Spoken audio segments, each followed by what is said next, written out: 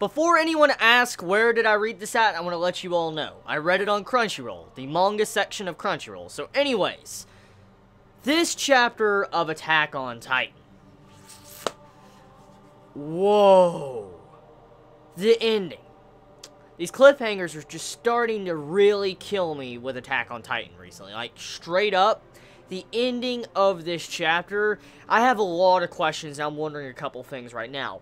So, we find out that Historia's father reveals that he chose what Titan that Historia most likely could transform into. For instance, he states in this chapter that he chose a Titan that was fitted for battle. Like, it was the best Titan fit to battle. And so, from what this makes me believe, is that you can actually choose what Titan you can transform into? Interesting. Very, very interesting. So, it's revealed in this chapter that this serum that this dude has, you know, the father, he can actually choose which Titan you can turn into. So, interesting. Like, just straight up interesting. I did not expect a reveal like that. I mean, these little slight bombshells that, you know, we've been getting these past couple chapters is just unnerving. Like, holy shit. Because just so much revelations coming up, so much reveals, and I'm like, man, this is getting good and better by the chapter. So, here's the thing, okay? With this chapter, we have a massive conflict that is put on top of us at the end of this chapter. Eren is actually fine with being eaten. And I'm thinking, like, no! Fuck! Like, no! And, I mean, I understand his point, and, you know, I understand his viewpoint, I understand what Eren's doing, but at the exact same time, he wants himself to be fucking eaten. And when you see Historia, she's fine with this shit. She puts the fucking serum in, like, you see her stab her arm, and you see the liquid going in, and pretty much the chapter ends, and we see the transformation of the Titan. Now, I want to make a couple theories here, okay? I don't know necessarily if it's going to be correct or not. I mean, I could be completely incorrect. I'm just going to say it right now, but I want to make a theory regardless. So, I looked at the final panel of this chapter a couple times. I looked at the final panel, and then I looked at the space that where Historia was, Eren was, and all that a couple of times, just to get the grasp of this Titan. Now, this Titan that we see that is coming up out of the smoke, like we can see already the shape of the Titan doesn't look female. Now, I don't know if it's because of the Titan that, you know, Historia's father chose for her. Maybe it's like a type of armored Titan or colossal Titan, because the shape of it kind of looks like a colossal Titan or a ape Titan. That's exactly what it looks like. Now, here's the thing. With the transformation, it made me think about a couple things. The way the, like, space or the place that the transformation is currently taking place, it looked like it was, like, taking place somewhere towards the top. And what's really interesting, if you look closely, if you see Kenny in this chapter, like, about 1 or 2 pages before the ending, you see him, like, on the top of the roof and all that. And, I mean, it might be possible. I could be wrong. Like I said, I could be wrong. But what if Kenny's also transforming?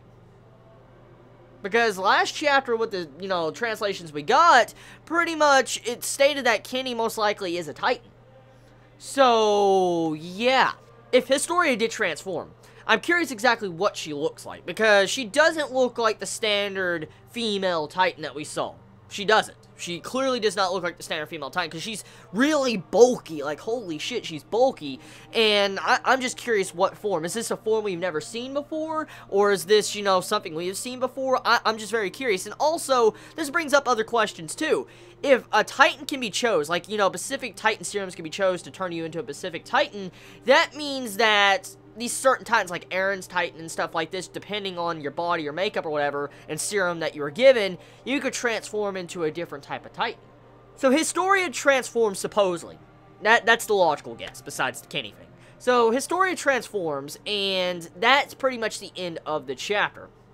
And honestly, it fucking sucks, because we're going to have to wait an entire month to see what is going to happen. But this chapter was badass regardless, because the structure of this chapter I actually really enjoyed. Like, there was a lot of dialogue in this chapter. Like, holy shit, a lot of dialogue. But it was really intense. You felt the tension building up in this chapter. I don't know if I'm the only one that felt that, but when I was reading this chapter, the tension, man, like, I mean, the decision that Historia is going to have to make, along with what Kenny's going to do, his angle, what is Eren going to do? Like, is he really going to let himself get devoured? I mean, Eren's in a situation now to where he can actually transform. He can transform if he wants to. So, will he? Will he try to defend himself? Or is he really going to let himself get eaten? I mean, I have no idea. We'll have to see on that one. But here's the thing. One thing I do have to agree with Kenny about this chapter is that Kenny says, Historia, why would you help your father? Like, why? Why would you help your father at all? Your father pretty much abandoned you. Your mother pretty much was thrown and cast aside. And the only reason why he came to get you and save you is because his entire family died in one night because of Eren's father. So, it kind of makes sense. If you think about it from that logic, what Kenny said, yeah, I mean, why would the father just come back then, right after his family gets killed? I mean, it's very suspicious. Like, dude, no. Fuck no. So, the only reason why he went to Historia was to save his bloodline. He wanted to save his bloodline and keep his bloodline in the family, and he wanted to manipulate Historia. So, I don't know what to say. Honestly, I don't think Historia should really trust her father at all. There's no reason with the evidence that is displayed before us that we should really trust this bastard at all.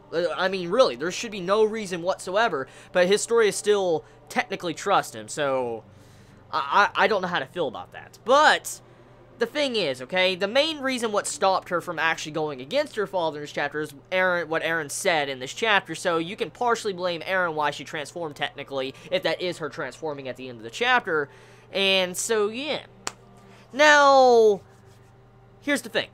We find out a couple things, too, about the bloodline. We find out more about the Ackerman family and the Asian bloodline. Now, this right here was some shocking revelations right at the beginning of this chapter. We find out about the bloodlines that technically can, you know, resist the memory alterations that we saw that was revealed multiple chapters back. And so, the Asian bloodline, like all Asians, I'm guessing, they pretty much can resist being, like, their memories being altered. And so this explains why at the earlier parts of the series, the foreshadowing by the manga, by the way, it's just fucking ridiculous, like, holy shit. Pretty much, that's the reason why there's barely any Asians, because their bloodline, they have been wiped out by the royalty, for instance, the Reese family, because they have a massive threat. They're a threat to the royal crown, pretty much. So, to find this out, I'm like, yo, that's, whoa. So, I'm guessing these are the only bloodlines? The Ackerman family and, you know, the Asian bloodline? I like that. It's just very interesting. Now, the Ackerman family used to actually be the right hand of the crown. And I'm like, whoa.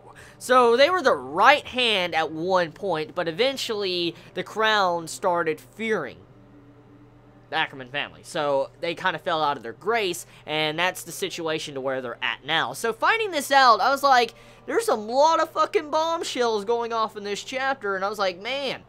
So, the chapter overall, that's pretty much the chapter. I mean, we'll have to see exactly what's going to happen. I mean, Kenny's angle in this, I mean, I wonder what he's going to do. I mean, he used Reese the entire time, the majority of the time he stayed in his service, so we don't technically know what Kenny is going to do. I mean, is he going to be on the Survey Corps side? Is he going to be on, you know, the Crown side? Whose side is he on, or is he on his own side still? I mean, a lot of questions with the ending part of this chapter, but overall, very good chapter. I'll give this chapter an 8 or an 8.5 out of 10. I fucking enjoyed it. Tell me your thoughts in the comments below, and once again, everybody, cannot wait to see the next chapter, because it's going to be fucking good. Okay, Chibi out.